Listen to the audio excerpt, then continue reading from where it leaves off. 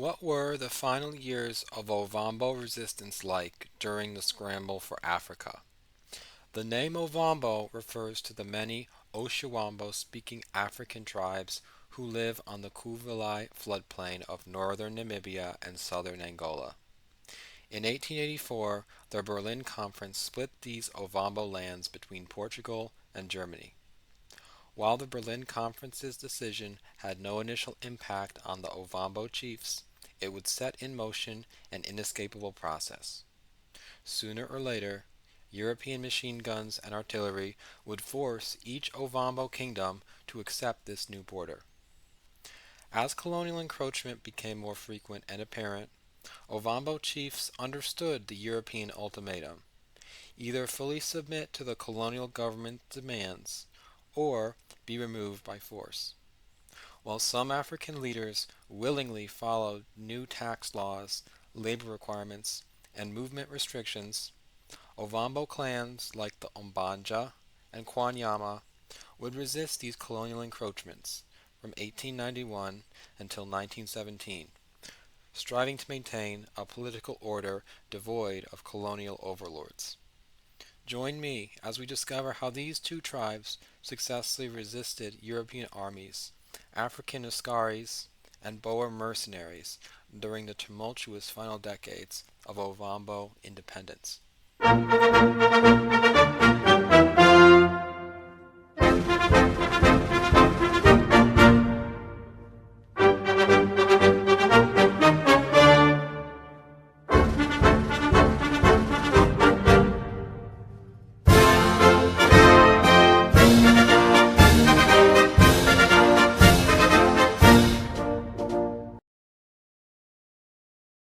Before we explore how the Ombandja and Kwanyama clans of the Ovambo resisted European subjugation between 1891 and 1917, let's understand the Ovambo's history, culture, and political structures before the scramble for Africa.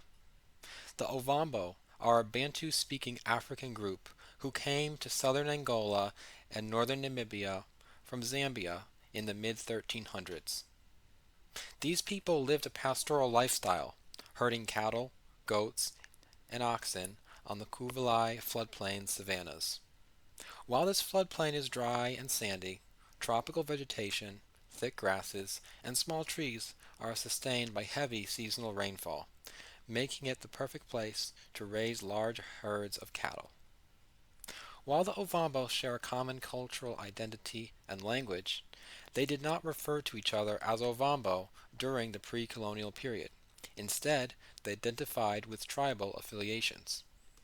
Historically, there were about a dozen Ovambo tribes and kingdoms, of which the Kwanyama and Ondanga were the two most powerful, owing to their large populations and political centralization.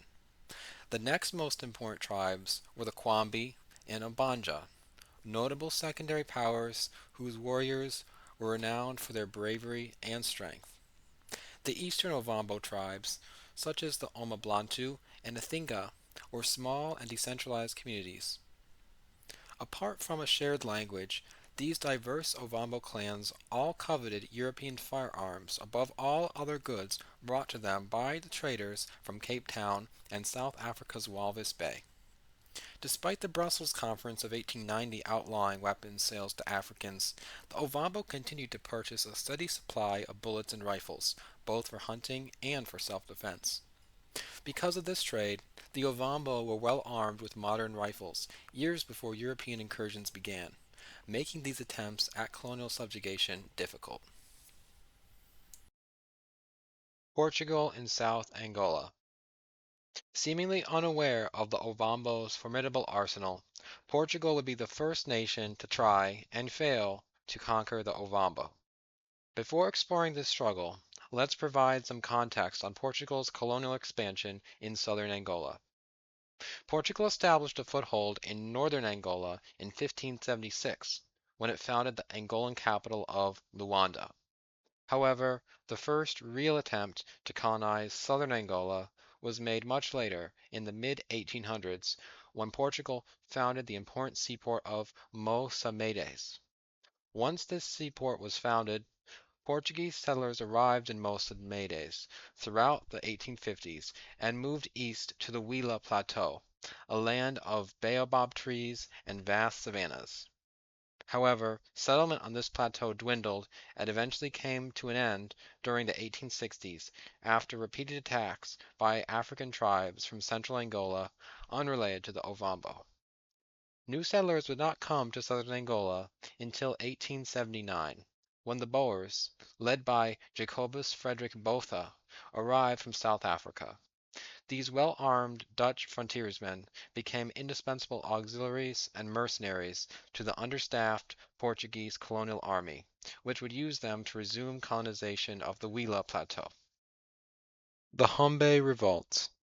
With the Boer mercenaries bolstering their forces, the Portuguese resumed settlement of the Huila Plateau in the 1880s.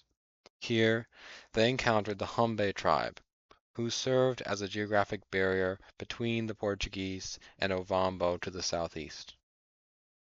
Throughout the 1880s, Portugal imposed stricter demands on the Hombe, including taxation, forced vaccinations, territorial concessions, and political subjugation. Eventually, these ultimatums pushed the Hombe to their limit, causing them to revolt against the Portuguese in 1885, 1891, and 1898. While the Portuguese did not dare provoke the Ovambo tribes during the first Hombe revolt of 1885, this attitude quickly changed in 1891 after they successfully crushed the second Hombe revolt. The leader of this failed second Hombe revolt, Chief Luhuna, fled across the Kwanyama River into the land of the Ombandja, an Ovambo people called Quamato by the Portuguese, who lived in southern Angola. Soon the Aquanahungi clan, called the Big Quamato by Portugal, gave the Hombe chief Luhuna asylum at their capital of Ombala-yo-Naleweke. Upon hearing this, the Portuguese decided to attack the Ombandja in order to capture this defiant Hombe chief. However, the Ombandja quickly proved their military proficiency when they ambushed the overconfident Portuguese, forcing them to retreat across the Kwanyama River. Soon the Portuguese realized they had overextended themselves trying to conquer the Ombandja, and in the coming years they focused on increasing control over the Huila Plateau, where they violently pacified the third and final Hombe revolt of 1898. Portuguese-Ombandja War of 1904.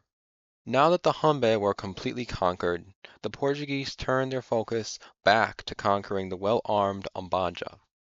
The Portuguese administration found the perfect pretext to attack the Ombandja in 1902, when Ombandja warriors began stealing cattle from Portugal's newly conquered Hombe subjects.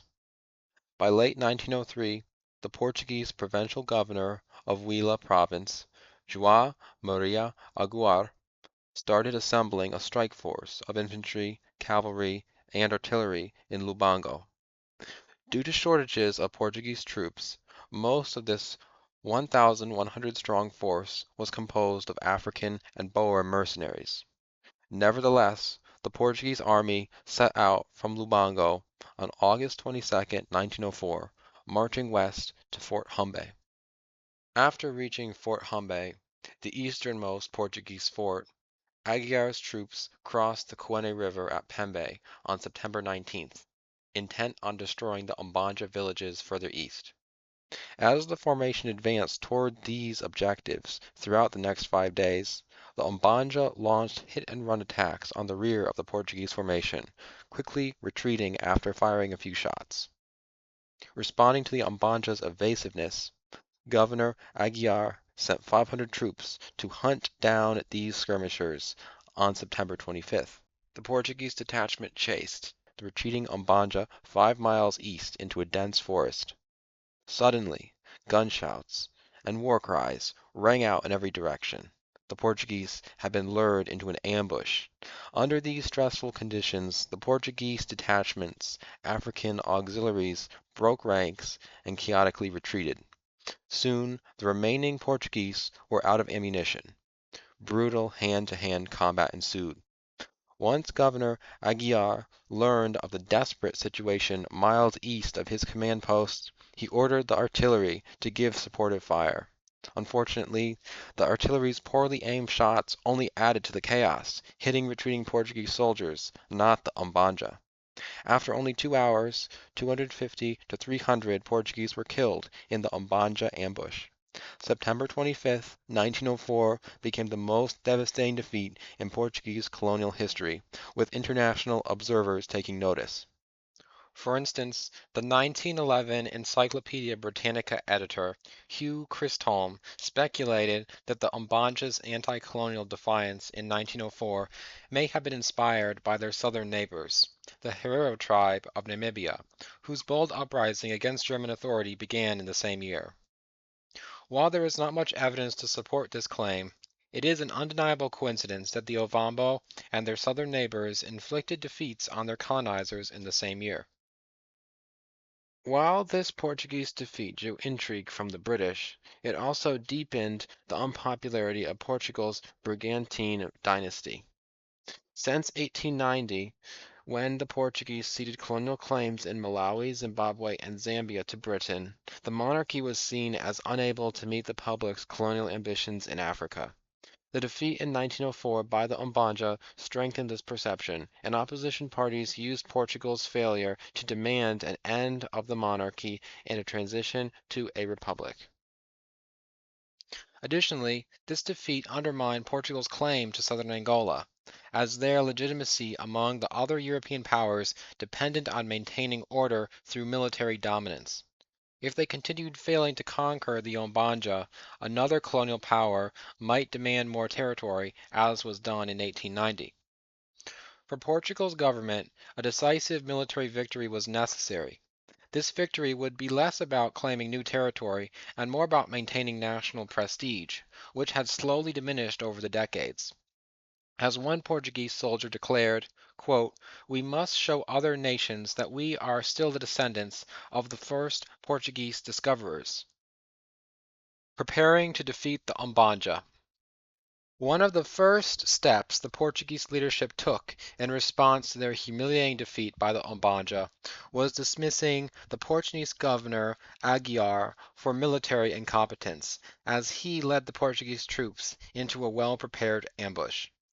In his place, the colonial administration appointed the more experienced Alves Rocadas in 1905.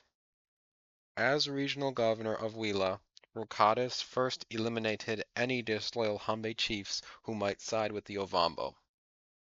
Additionally, he built Fort Rocadas on the west bank of the Quene River in 1906, while carefully planning for his eventual offensive against the Obanja. By 1907, the Portuguese military had amassed a force of 2,300 soldiers from as far away as Lisbon and Mozambique at Fort Rocadas. Seeing Portugal's military build-up, the Ombanja created the Ovambo League, a military alliance with other Ovambo tribes such as the Kwanyama, Kwambi, Angengera, and Omablantu. These allies sent thousands of reinforcements to Ombanja territory, creating a combined force of 15,000, 7,000 of whom were riflemen. While these numbers were impressive, the Ovambo were still the weaker force, as they had no artillery or machine guns. These shortcomings made it difficult to fight on even footing with the Portuguese, resulting in the Ombanja using ambush tactics where these formidable weapons were less effective. The 1907 campaign. After years of preparation, the army camped at Fort Rocadas was ready to strike. Armed with cannons, artillery, and machine guns, the Portuguese resumed their offensive on August 26, 1907, using an Ombanja defector to guide them. The next day, August 27, 1907, the Ombanja and their allies encircled the Portuguese, who quickly formed a square formation in a clearing called Mufilho. The Ovambo attacked from all directions with precise rifle fire, and every shot they fired was matched by a Portuguese one. After 4 hours of intense fighting, the Ombanja withdrew. Additionally, the Kwanyaman volunteers returned home after taking the brunt of the battle's losses. After winning the Battle of Mufilho, The Portuguese were filled with confidence. The next day, Portuguese forces advanced to Congo, where they built a fortified position throughout the 28th and 29th of August. Here, they set up their machine guns and cannons, waiting for the Ovambo warriors to attack.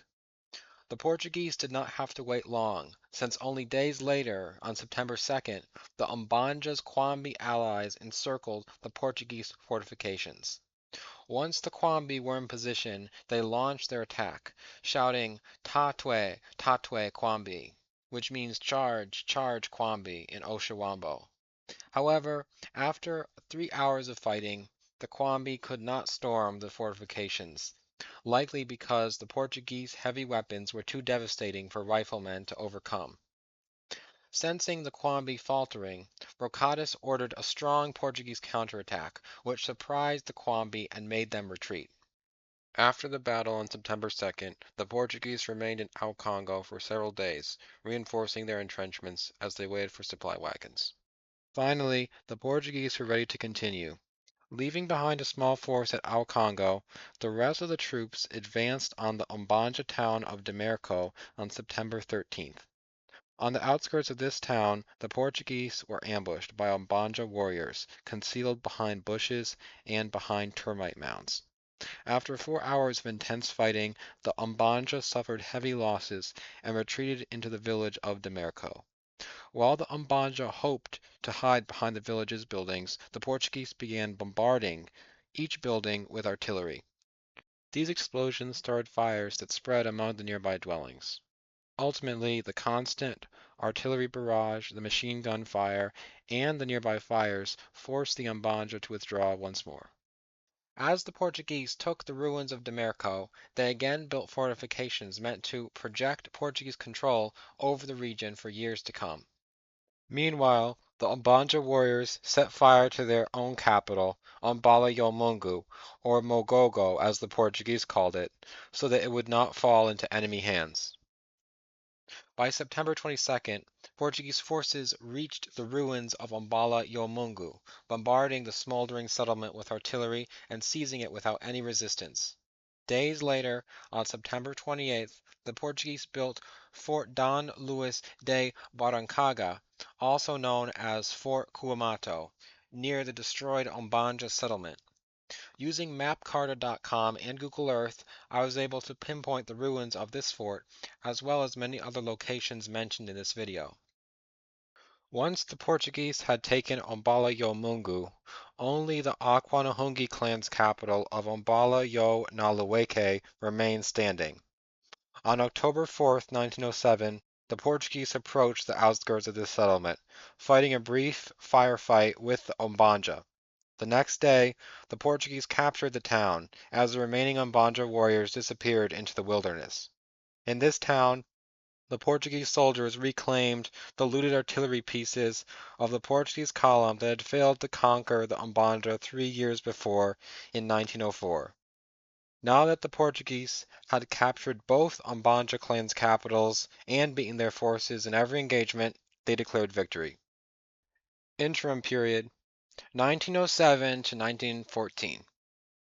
After Portugal's victory over the Ombandja on October 5, 1904, most Portuguese soldiers returned to Lisbon, where they were greeted as heroes. However, some stayed behind to occupy the new chain of Portuguese forts, such as Fort Rocades, Fort Alcongo, Fort Demerco, and Fort Cuamato, throughout the Ombandja territory.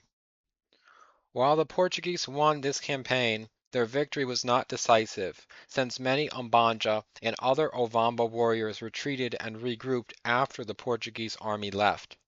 From 1908 onward, these warriors, led by the Ombandja chief Chitakela, fought a low-intensity guerrilla war against Portugal's chain of forts, with weapons supplied by the Kwanyama. As the remaining Ombandja warriors waged their subtle resistance campaign, Portugal slowly expanded its influence among the smaller Ovambo tribes by building Fort Naulila in the territory of the Athinga tribe, Fort Ivale in the territory of the Avale tribe, and Fort Kafima in the territory of the Kafima tribe. Additionally, Portugal built the Cuangar fort on the Cubango River in eastern Angola, expanding its influence eastward beyond Ovambo lands. King Mandume. Now that so many Ovambo tribes were conquered or under Portuguese influence, the last Portuguese objective was to secure control over the Ovambo Kwanyama kingdom. However, when King Mandume claimed the Kwanyama throne in 1911, any hopes of peaceful subjugation were dashed. Mandume had witnessed Portugal's slow conquest of the surrounding Ovambo tribes and had grown a strong anti-Portuguese stance. Because of this, he was determined that his powerful kingdom would not fall to the Portuguese. Knowing he could not alienate all nearby colonial powers, Mandume built a strong relationship with Southwest Africa's German governor, Theodore Seitz, by encouraging Kwanyamans to enter German contract labor as miners or farmhands.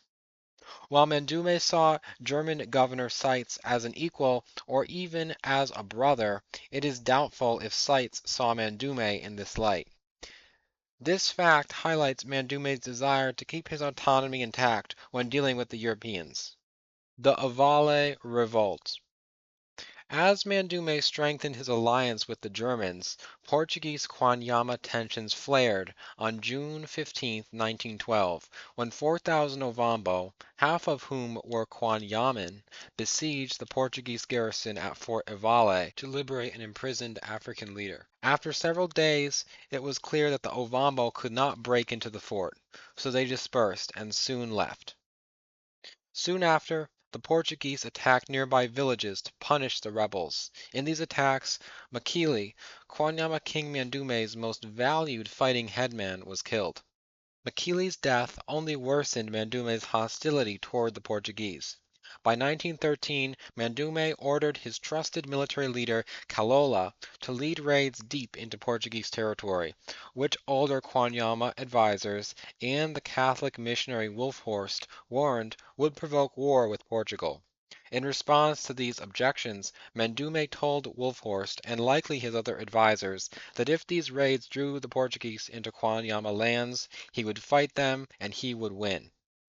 The high tensions with Portugal escalated further during May 1914, when Mandume went on a hunting expedition beyond the Kwanyama's northeast border.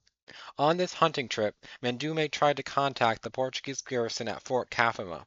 However, both of his messengers were shot. Now that the Portuguese had killed one of Mandume's headmen and two of his messengers, Mandume's patience had reached a breaking point. Out of anger, he orders his subjects to attack any Portuguese group they encountered.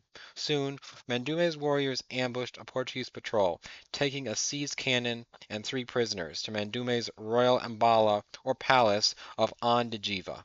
While Mandume planned to execute the prisoners himself, the Catholic priest Wulfhurst convinced him to spare their lives. Mandume kept one prisoner as a hostage, while he handed the other two over to the German authorities at Otjo.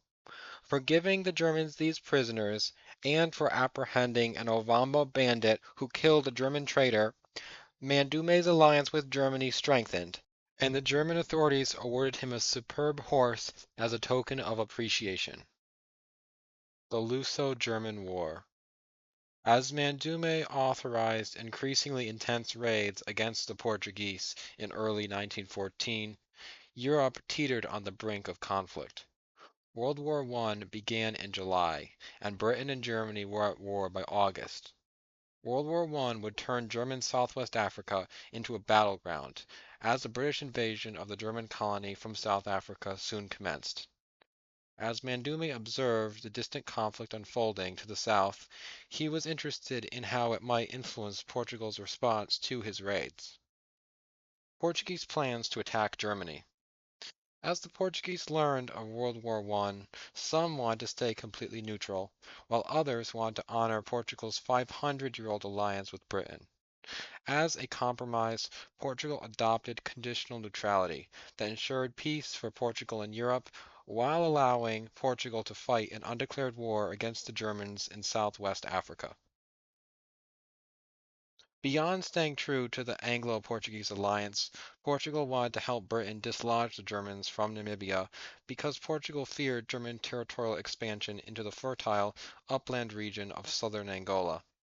These fears first emerged in 1895, when Germany did not finalize the Namibia-Angola border. 3 years later, in 1898, Germany's expansionist designs on Angola were revealed in a secret treaty with England that discussed the possibility of the two powers taking over the Portuguese colonial empire if Portugal's government ever went bankrupt. However, Portugal did not go bankrupt, and by 1911, Germany began lobbying England directly for permission to annex southern Angola. However, Germany did not know that in 1899, England secretly agreed to protect Portugal's colonial borders, so Germany's efforts to annex southern Angola did not go anywhere.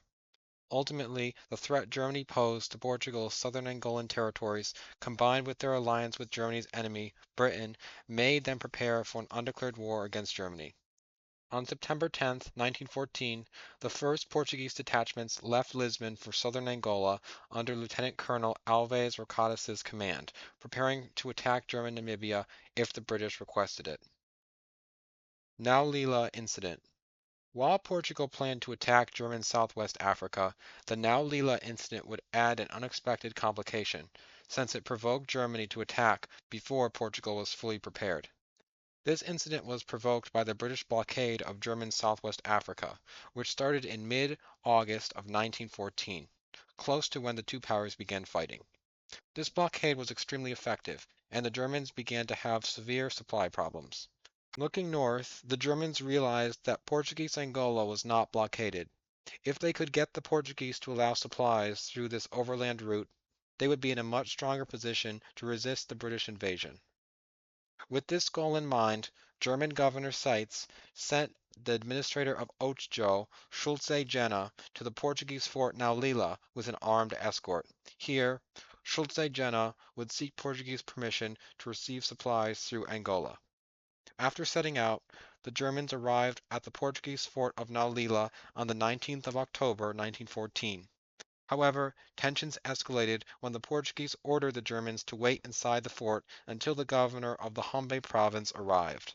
Convinced they were being lured into a trap, the Germans decided to leave and drew their weapons on an unarmed Portuguese soldier.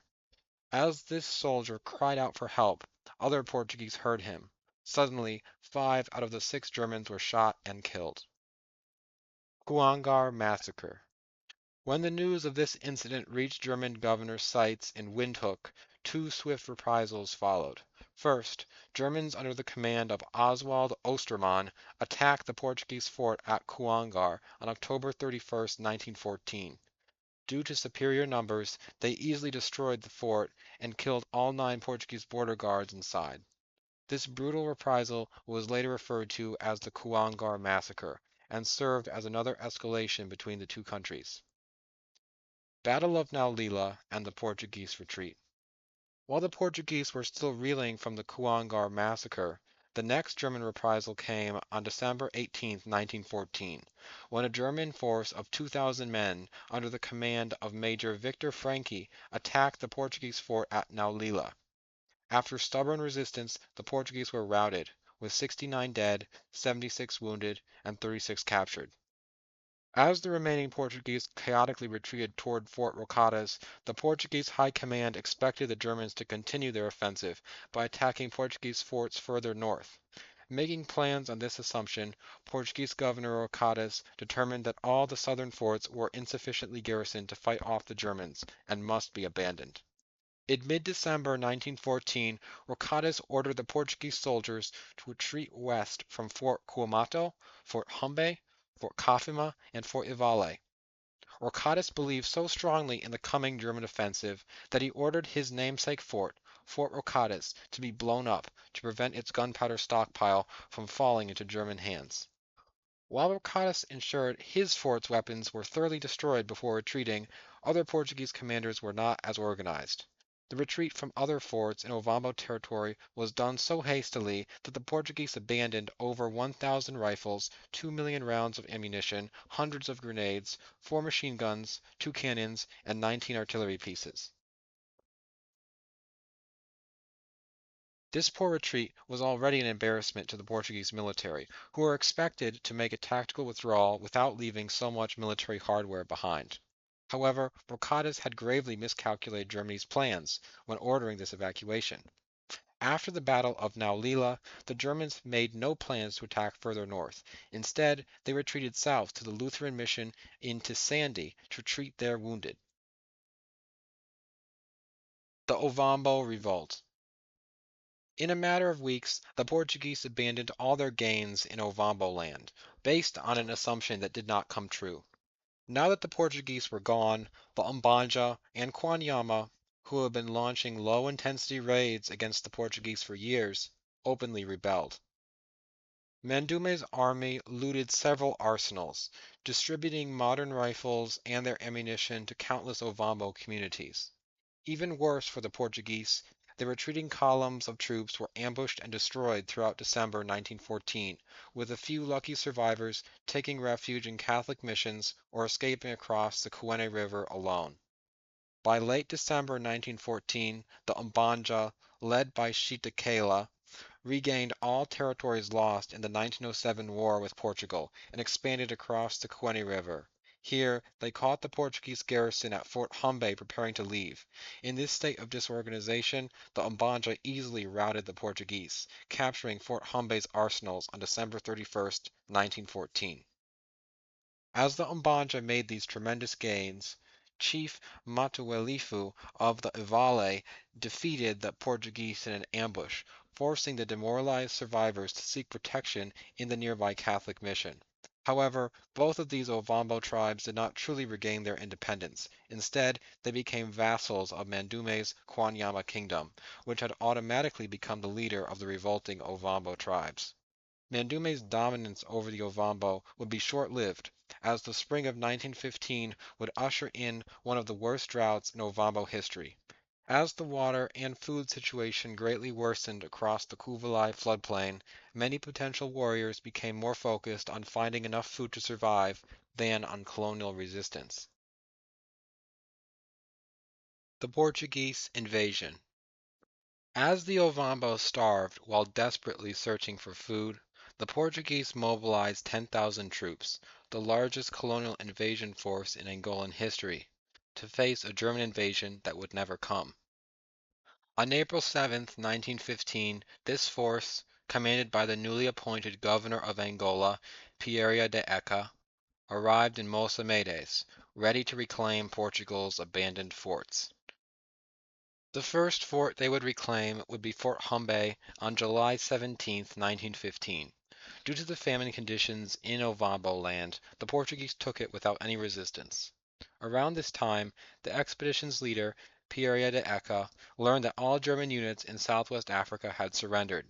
He thought this was, quote, most disagreeable, unquote, because the overriding purpose of the Portuguese expedition to repel the German invasion and aid the British in conquering southwest Africa was gone.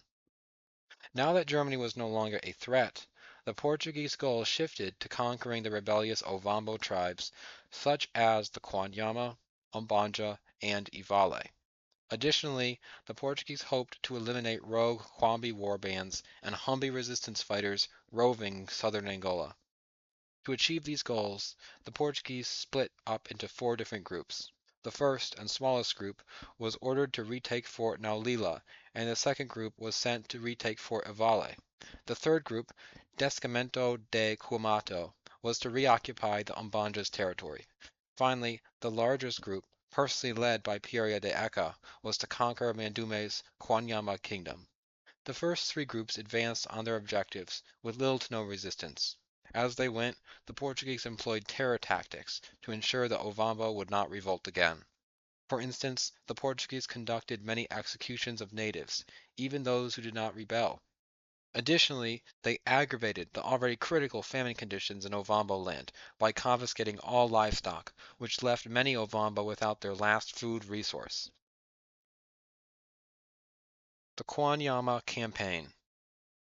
As the smaller detachments of the Portuguese military terrorized and looted the Ovambo villages, Pereira de Eca's force invaded the Kwanyama kingdom on August 17, 1915, marching toward the Omangwa waterholes. As soon as the Portuguese crossed into Kwanyama lands, Mandume's headman, Kalola, fiercely fought back the invaders with rifle fire. When Mandume learned of the Portuguese assault, he ordered every village to mobilize troops, although the famine and drought made this task difficult. The next day, August 18th, 1915, Kwanyaman reinforcements arrived on the battlefield. Soon they attacked the Portuguese from two directions.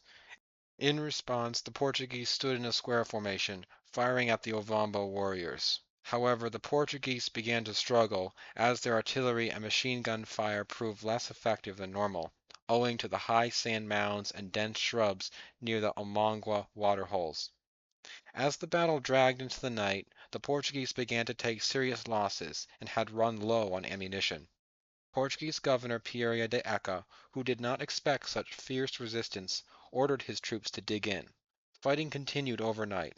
By the morning of August 19th, the Portuguese governor grew desperate and dispatched a messenger to the Portuguese detachment in Ombandja territory, requesting immediate assistance.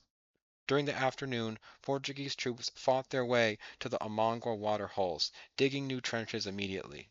Fighting continued here throughout the 19th, but the Kwanyama had already lost most of their experienced fighters and did not make significant progress.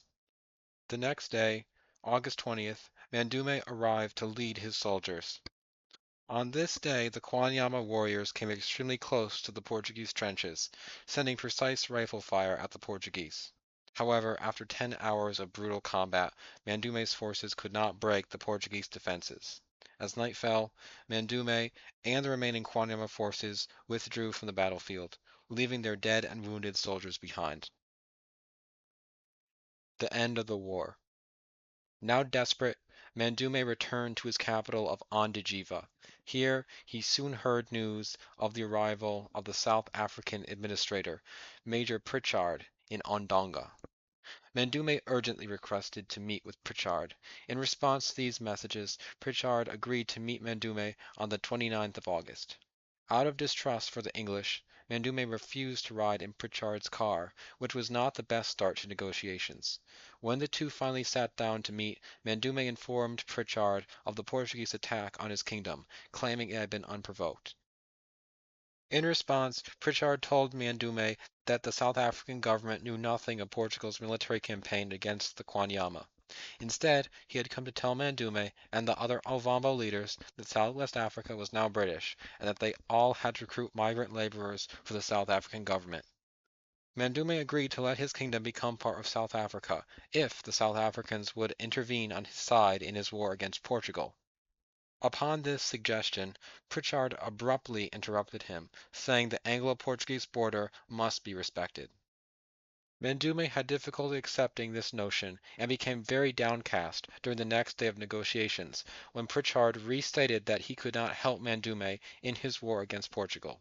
However, Pritchard offered Mandume South African protection in the neutral zone, an area claimed by neither Portugal nor South Africa, if Mandume accepted subordination to the South African resident commissioner.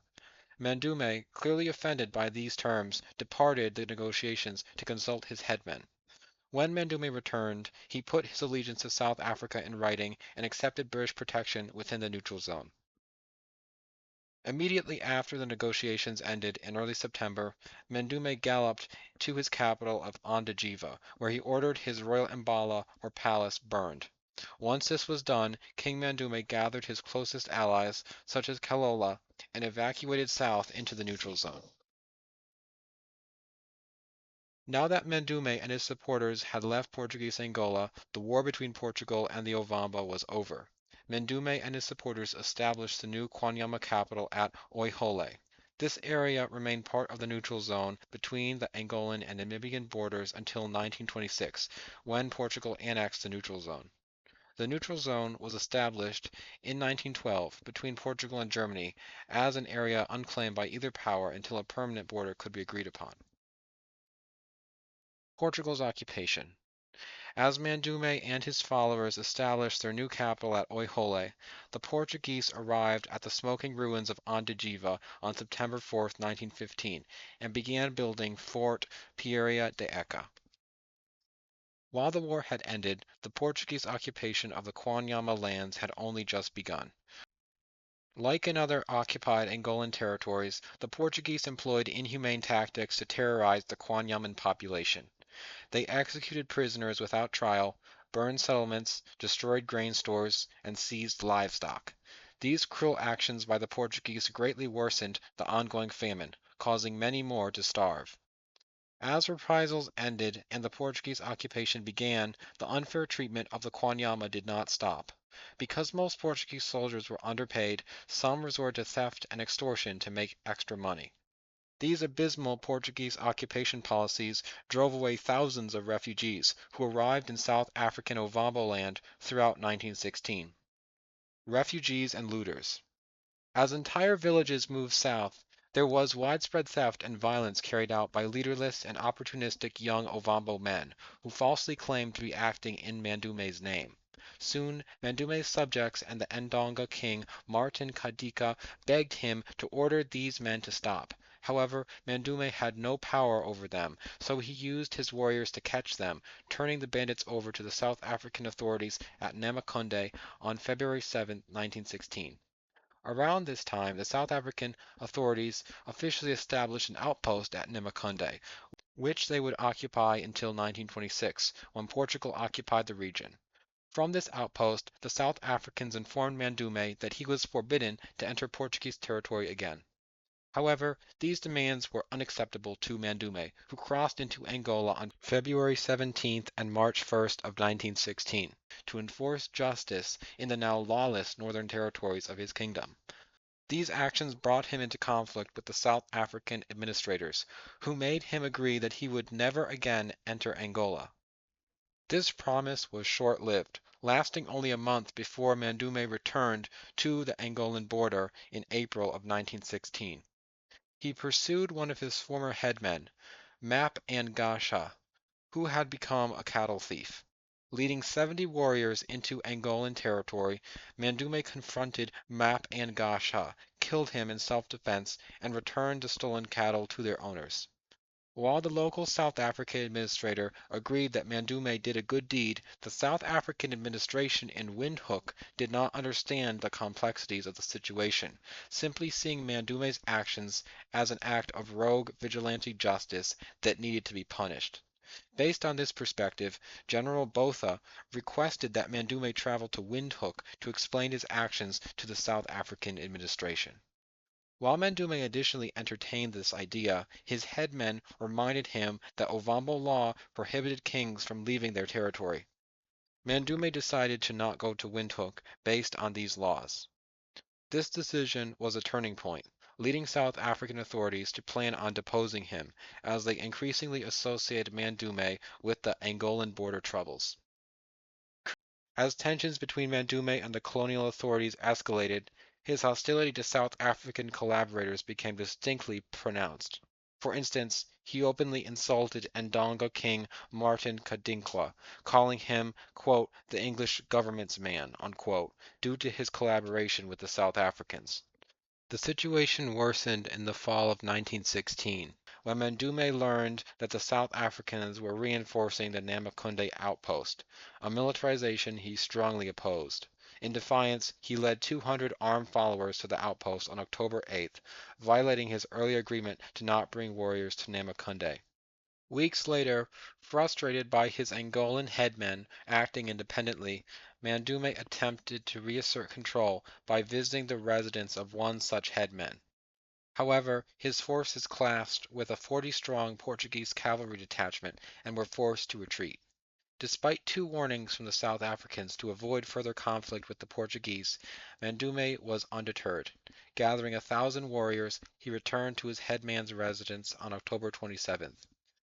This tension between Mandume and the Portuguese boiled over on October 30th, when a Portuguese patrol entered the neutral zone near Mandume's residence of Oihole. The encounter between the patrol and Mandume's guards resulted in the deaths of 19 Portuguese soldiers, further heightening hostilities.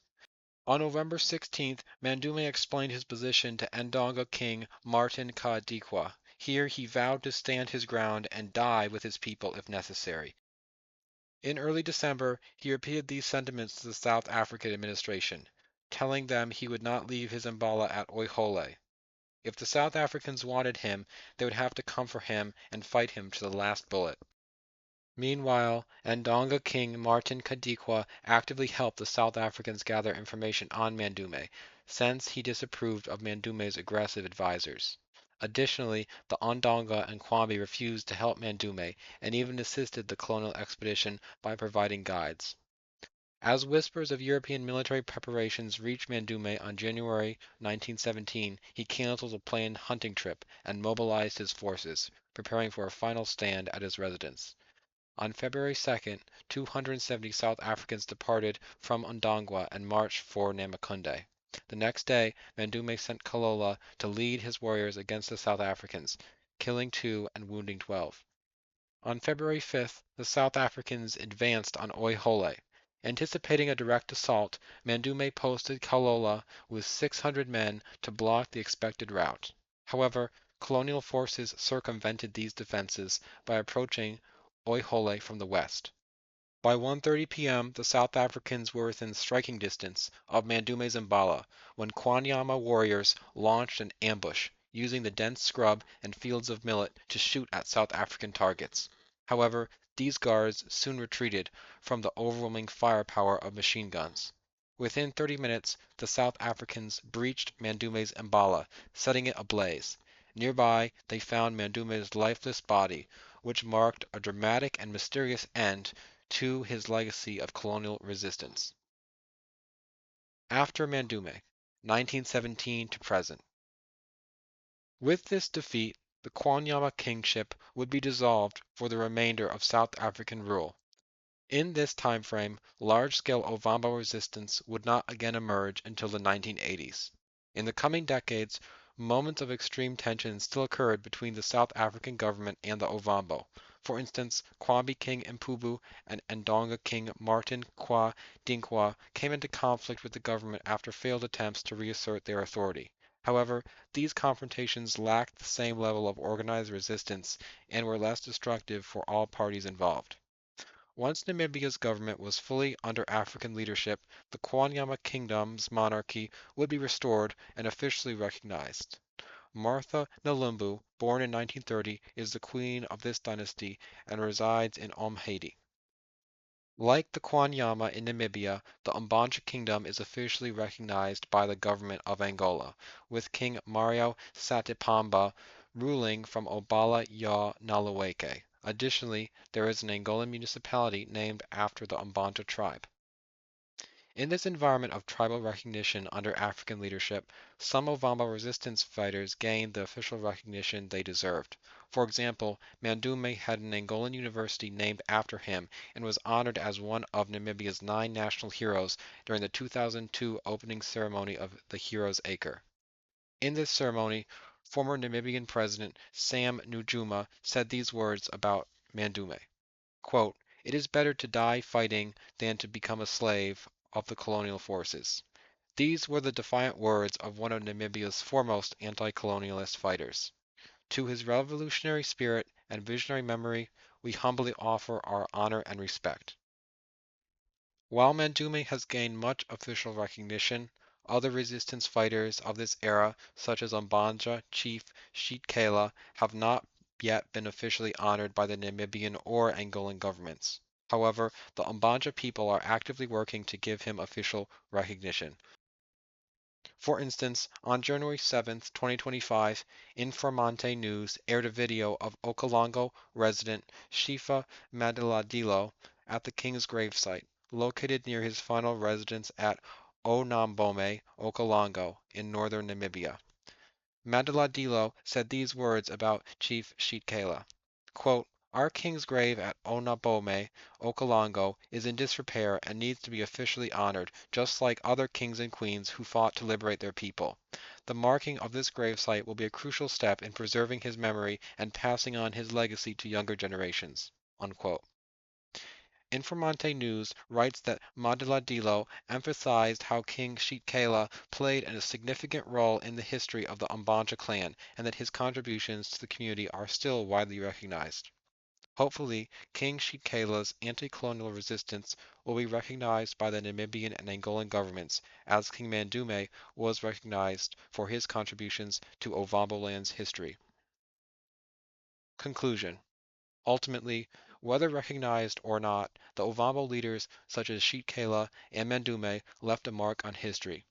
By leading resistance against European colonialism, despite overwhelming odds, they showed their people's unwavering bravery against invaders for generations to come. Ovambo resistance from 1891 to 1917 was a chaotic and transformative period in Ovambo history, particularly for the Ombandja and Kwanyama clans. While the Ovambo ultimately could not repel colonial rule, their revolts were far from pointless. Each act of Ovambo resistance reinforced their fierce determination to be independent and to seek African, not European governance. Today, this legacy and shared history endures, not only in the Kwanyama and Ombandja tribal leadership, but also in Angola and Namibia's oral traditions.